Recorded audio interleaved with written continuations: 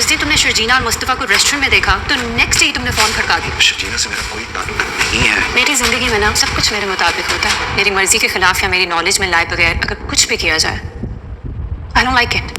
शर्जीना और मुस्तफ़ा को इकट्ठे देखकर और ये जान कर कि इन दोनों की शादी हो चुकी है, राहील को जो आग लगी थी ना, उसका बहुत अच्छी तरीके से एहसास जो है ना वो रुबाब की हो गया। और उसको पता चल गया कि राहील के दिल में कहीं ना कहीं शर्जीना मौजूद है, कहीं ना कहीं नहीं बल्कि वो उससे दिल से मोहब्बत करता था, लेकिन अपना एक स्टेटस हासिल करने के लिए उसने रुबाब से शादी की।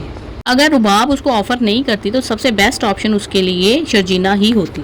लेकिन राहील को जब एक अपॉर्चुनिटी नज़र आती है तो उसने इस अपॉर्चुनिटी को लेना बेहतर समझा, क्योंकि उसको पता था अपने घर के मेजर खर्चे तो उसने खुद ही उठाने हैं। तो सारी ज़िंदगी वो इसी मिडिल क्लास में रहता, अपने घर के खर्चे उठाता रहता और इसके अलावा उसके पास कुछ भी हासिल नहीं होना था। और रुबाब के साथ उसके पास एक ऐश भरी ज़िंदगी थी जो कि उसने रुबाब के साथ हासिल कर ली।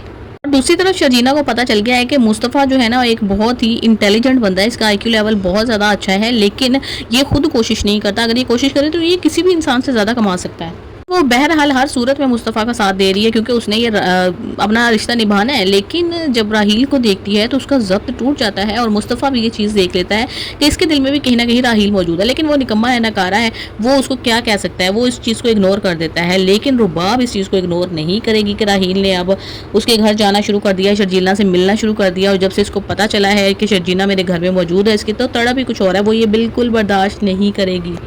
क्योंकि ना सिर्फ ये कि बहुत अमीर है, वो एक डिक्टेटरशिप क्वालिटी रखने वाली औरत है, वो बहुत बड़ा एक बिजनेस संभाल रही है, एक बॉस लेडी है। वो चाहेगी कि राहील जो है ना उसके पैरों में एक कुत्ते की तरह लौटता रहे, जब तक उसके मुंह में पैसे देती रहूंगी वो मेरी इसी तरह पाँव चाटता रहेगा। लेकिन राहील अगर इधर से उधर होगा तो उसको सख्त कड़वी सुननी पड़ेगी और उसकी अय्याशियों में भी कमी कर दी जाएगी रुबाब की तरफ से।